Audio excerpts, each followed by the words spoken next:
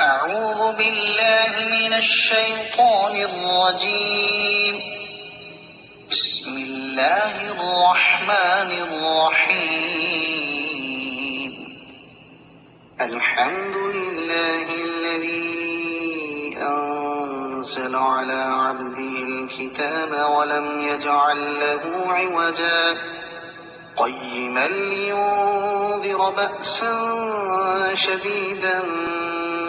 من لدنه ويبشر المؤمنين الذين يعملون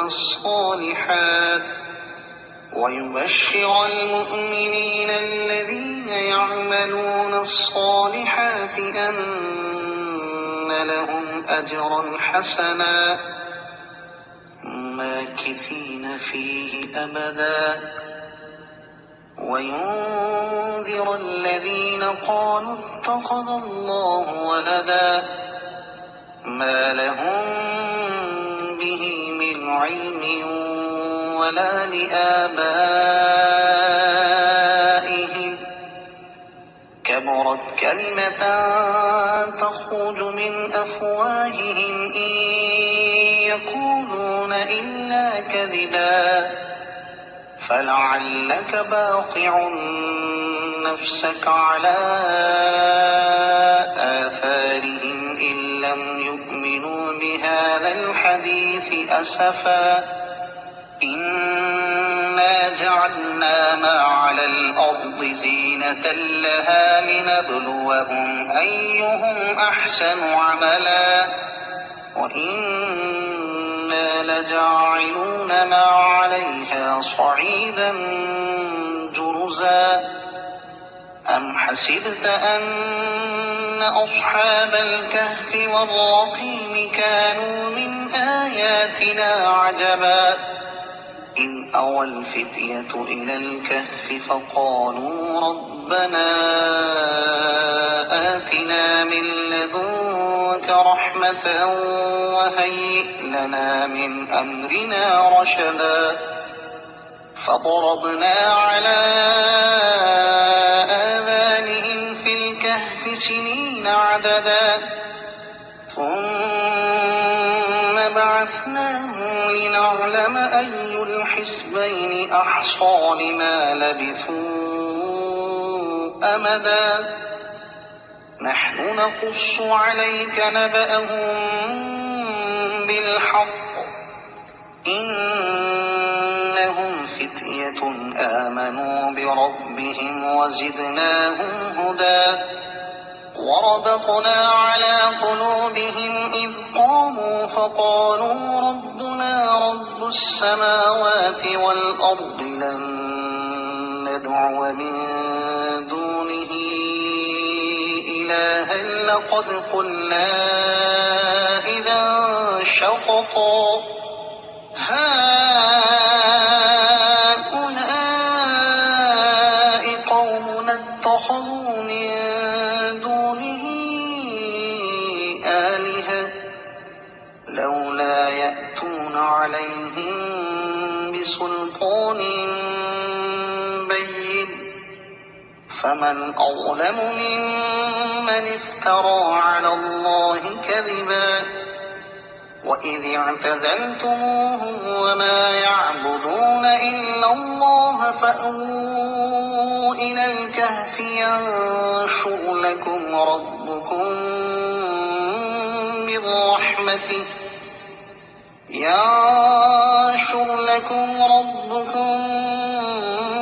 من رحمته ويهيئ لكم من أمركم مرفقا وترى الشمس إذا طلعت تزاور عن كهفهم ذات اليمين وإذا غربت تقرضهم ذات الشمال وهم في فجوة منه ذلك من آيات الله من يهد الله فهو المهتد ومن يضلل فلن تجد له وليا مرشدا وتحسبهم أيقاظا وهم رقود ونقلبهم ذات اليمين وذات الشمال وكلبهم باسط ذراعيه بالوصيد لو اطلعت عليهم لوليت منهم فرارا ولملئت منهم رعبا وكذلك بعثناهم ليتساءلوا بينهم قال قائل منهم كم لبثتم قالوا لبثنا يوما أو بعض يوم قالوا ربكم أعلم بما لبثتم فابعثوا أحدكم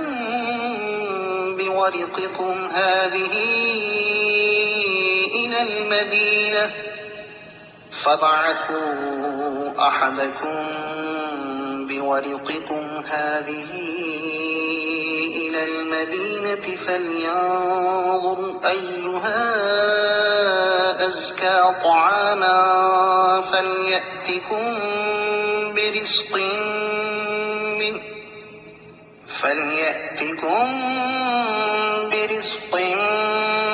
منه وليتلطف ولا يشعرن بكم أحدا إنهم إن يظهروا عليكم يرجموكم أو يعيدوكم في ملتهم ولن تفلحوا إذا أبدا كذلك أعثرنا عليهم ليعلموا أن وعد الله حق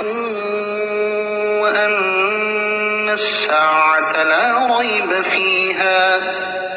إذ يتنازعون بينهم أمرهم فقالوا بنوا عليهم بنيانا ربهم أعلم بهم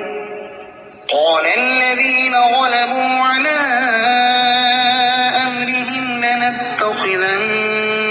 عليهم مسجدا سيقولون ثلاثة رابعهم كلبهم ويقولون خمسة سادسهم كلبهم رجما بالغيب ويقولون سبعة وثامنهم كلبهم قل ربي أعلم بعدتهم ما يعلمهم إلا قليل فلا تمار فيهم إلا مراء ظاهرا ولا تستفت فيهم منهم أحدا ولا تقولن لشيء إني فاعل ذلك غدا إلا أن يشاء الله واذكر ربك إذا نسيت وقل عسى أن يهديني ربي لأقرب من هذا رشدا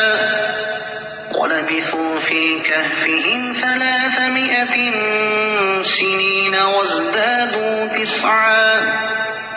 قل الله أعلم بما لبثوا له غيب السماوات والأرض أبصر به وأسمع ما لهم من دونه من ولي ولا يشرك في حكمه أحدا واتل ما أوحي إليك من كتاب ربك لا مبدل لكلماته ولن تجد من دونه ملتحدا واصبر نفسك مع الذين يدعون ربهم بالغداة والعشي يريدون وجهه ولا تعد عيناك عنهم تريد زينة الحياة الدنيا ولا تطع من أغفلنا قلبه عن ذكرنا واتبع هواه وكان أمره فرطا وقل الحق من ربكم فمن شاء فليؤمن ومن شاء فليكفر إنا أعتدنا للظالمين نارا أحاط بهم سرادقها وإن يستغيثوا يغاثوا بماء كالمهل يشوي الوجوه بئس الشراب وساءت مرتفقا إن الذين آمنوا وعملوا الصالحات إنا لا نضيع أجر من أحسن عملا أولئك لهم جنات عدن تجري من تحتهم الأنهار يحلون فيها من أساور من ذهب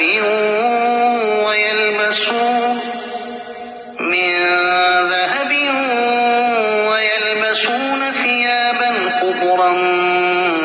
من سندس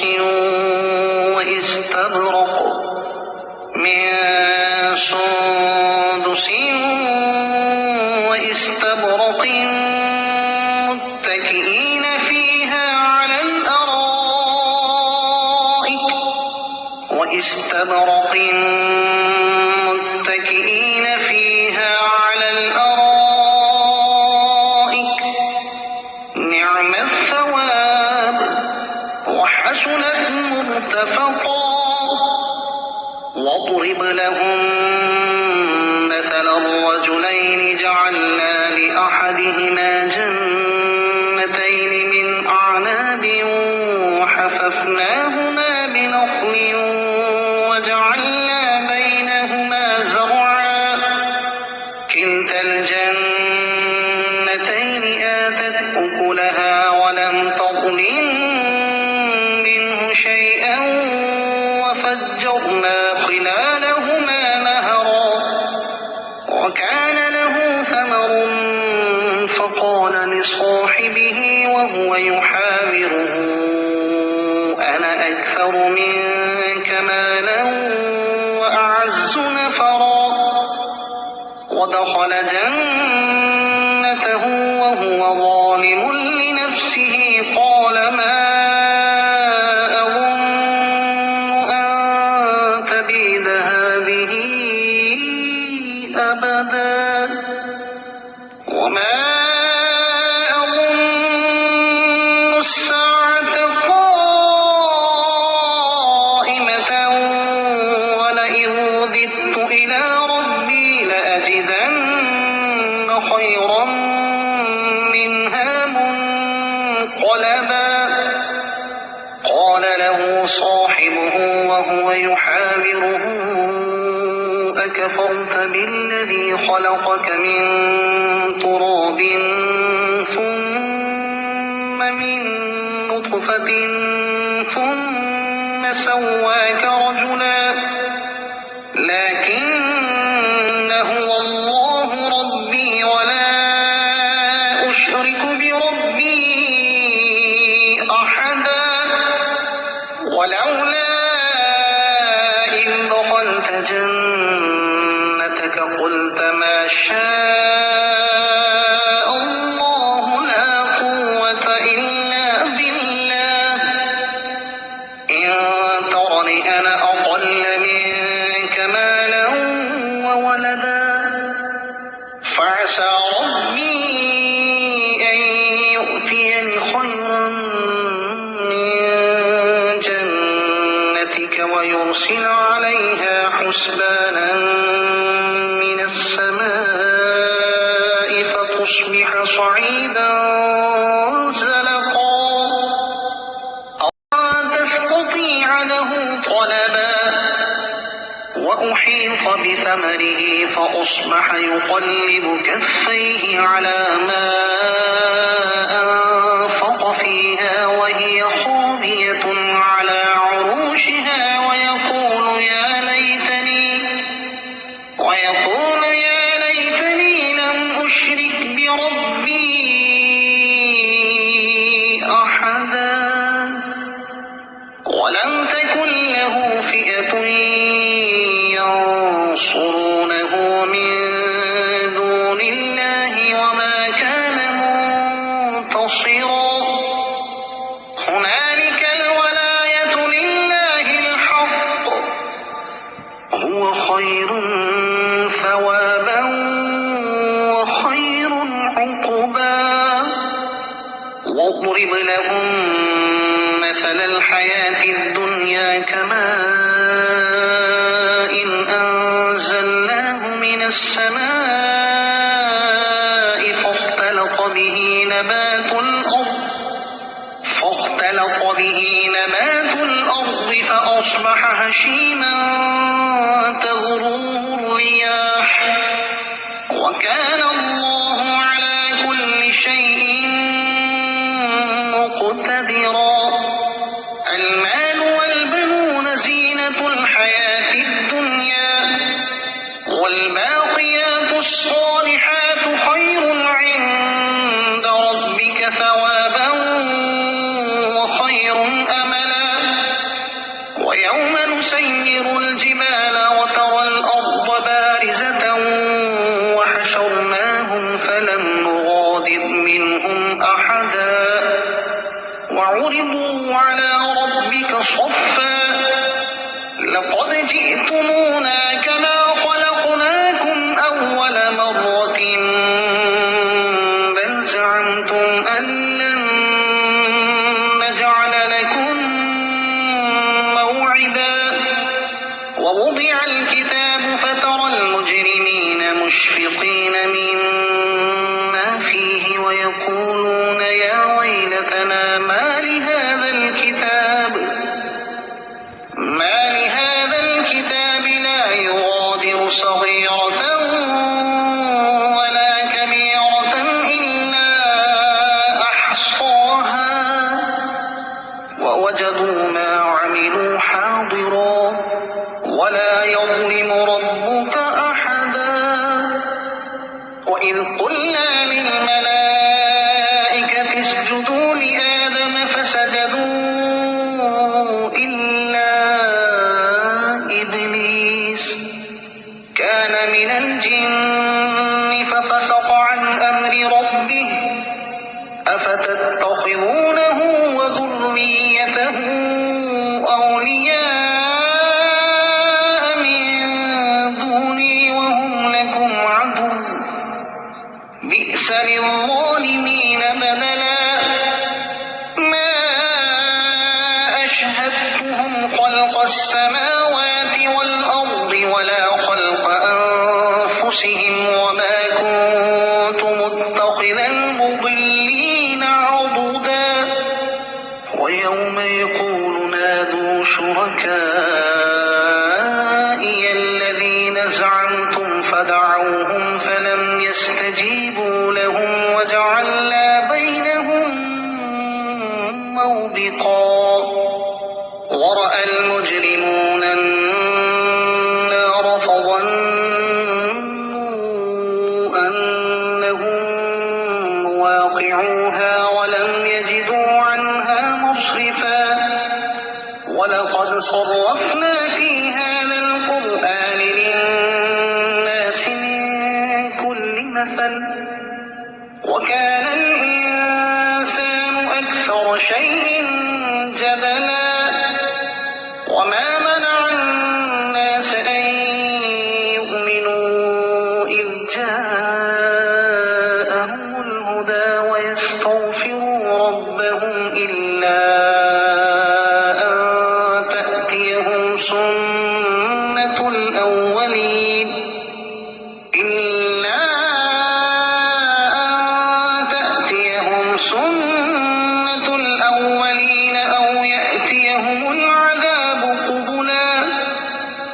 وما نرسل المرسلين إلا مبشرين ومنذرين ويجادل الذين كفروا بالباطل ليدحضوا به الحق واتخذوا آياتي وما أنذروا هزوا ومن أظلم ممن ذكر بآيات ربه فأعرض عنها ونسي ما قدمت يداه إنا جعلنا على قلوبهم أكنة أن يفقهوه وفي آذانهم وقرا وإن تدعهم إلى الهدى فلن يهتدوا إذا أبدا وربك الغفور ذو الرحمة لو يؤاخذهم بما كسبوا لعجل لهم العذاب بل لهم موعد لن يجدوا من دونه موئلا وتلك القرى أهلكناهم لما ظلموا وجعلنا لمهلكهم موعدا وإذ قال موسى لفتاه لا أبرح حتى أبلغ مجمع البحرين أو أمضي حقبا فلما بلغا مجمع بينهما نسيا حوتهما فاتخذ سبيله في البحر سربا فلما جاوزا قال لفتاه آتنا غداءنا لقد لقينا من سفرنا هذا نصبا قال أرأيت إذ أوينا إلى الصخرة فإني نسيت الحوت وما أنسانيه إلا الشيطان أن أذكره واتخذ سبيله في البحر عجبا قال ذلك ما كنا نبغي فارتدا على آثارهما قصصا فوجدا عبدا من عبادنا آتيناه رحمة من عندنا وعلمناه من لدنا علما قال له موسى هل أتبعك على أن تعلمني مما علمت رشدا قال إنك لن تستطيع معي صبرا وكيف تصبر على ما لم تحط به خبرا قال ستجدني إن شاء الله صابرا ولا أعصي لك أمرا قال فإن اتبعتني فلا تسألني عن شيء حتى أحدث لك منه ذكرا فانطلقا حتى إذا ركبا في السفينة خرقها قال أخرقتها لتغرق أهلها لقد جئت شيئا إمرا قال ألم أقل إنك لن تستطيع معي صبرا قال لا تؤاخذني بما نسيت ولا ترهقني من أمري عسرا فانطلقا حتى إذا لقيا غلاما فقتله قال أقتلت نفسا زكية بغير نفس لقد جئت شيئا نكرا قال ألم أقل لك إنك لن تستطيع معي صبرا قال إن سألتك عن شيء بعدها فلا تصاحبني قد بلغت من لدني عذرا فانطلقا حتى إذا أتيا أهل قرية استطعما أهلها فأبوا أن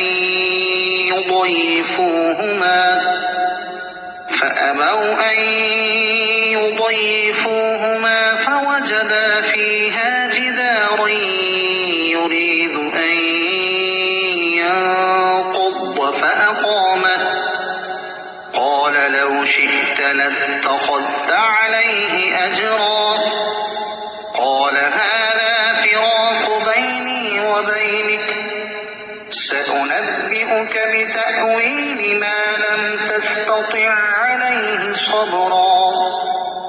أما السفينة فكانت لمساكين يعملون في البحر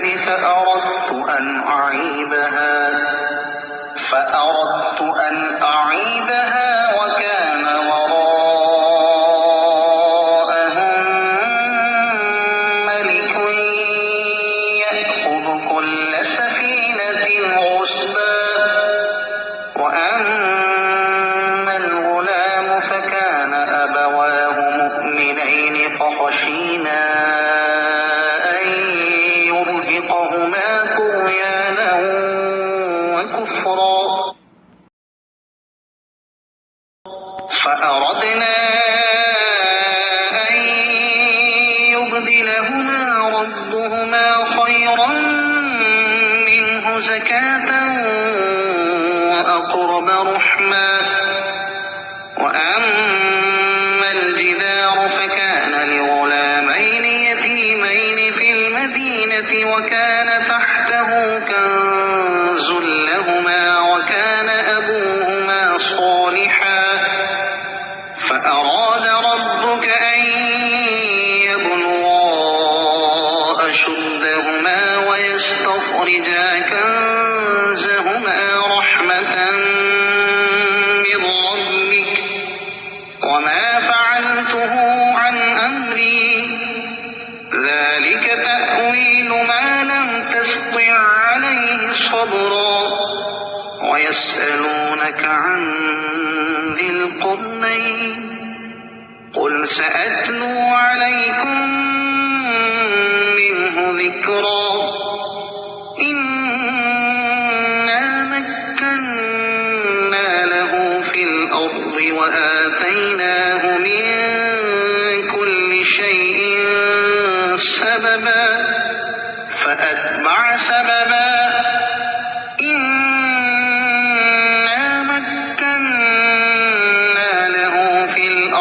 وآتيناه من كل شيء سببا فأتبع سببا حتى إذا بلغ مغرب الشمس وجدها تغرب في عين حمئة ووجد عندها قوما قلنا يا ذا القرنين إما تعذب وإما أن تتخذ فيهم حسنا قال أما من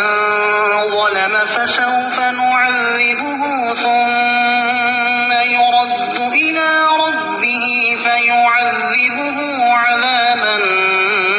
نكرا وأما من آمن وعمل صالحا فله جزاء الحسنى وسنقول له من أمرنا يسرا ثم أتبع سببا حتى إذا بلغ مطلع الشمس وجدها تطلع على قوم لم نجعل لهم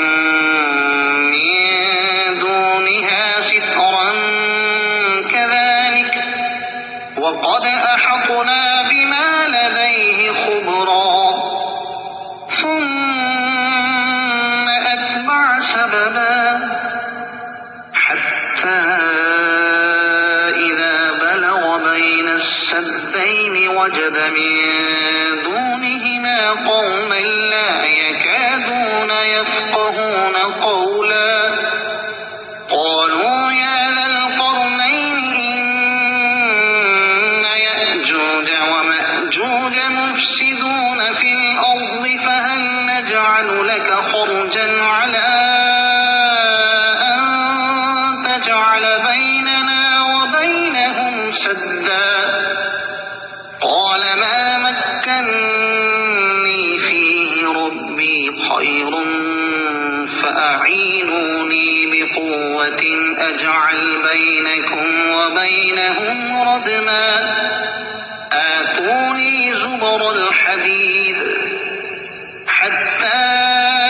إذا ساوى بين الصدفين قال انفخوا حتى إذا جعله نارا قال آتوني أفرغ عليه قطرا فما استطاعوا أن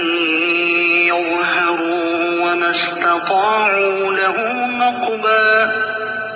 قال هذا رحمة من ربي فإذا جاء وعد ربي جعله دكاء وكان وعد ربي حقا وتركنا بعضهم يومئذ يموج في بعض ونفخ في الصور فجمعناهم جمعا وعرضنا جهنم يومئذ للكافرين عرضا الذين كانت أعينهم في غطاء عن ذكري وكانوا لا يستطيعون سمعا أفحسب الذين كفروا أن يتخذوا عبادي من دوني أولياء إنا أعتدنا جهنم للكافرين نزلا قل هل ننبئكم بالأخسرين أعمالا الذين ضل سعيهم في الحياة الدنيا وهم يحسبون أنهم يحسنون صنعا أولئك الذين كفروا بآيات ربهم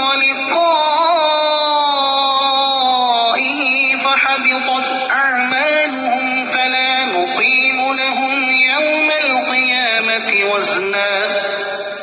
ذلك جزاؤهم جهنم بما كفروا واتخذوا آياتي ورسلي هزوا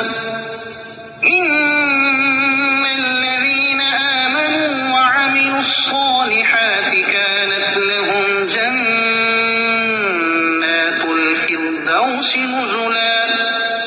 خالدين فيها لا يبغون عنها حولا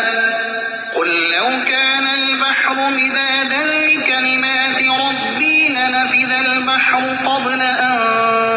تنفذ كلمات ربي ولو جئنا بمثله مددا قل إنما أنا بشر مثلكم يوحى إلي أنما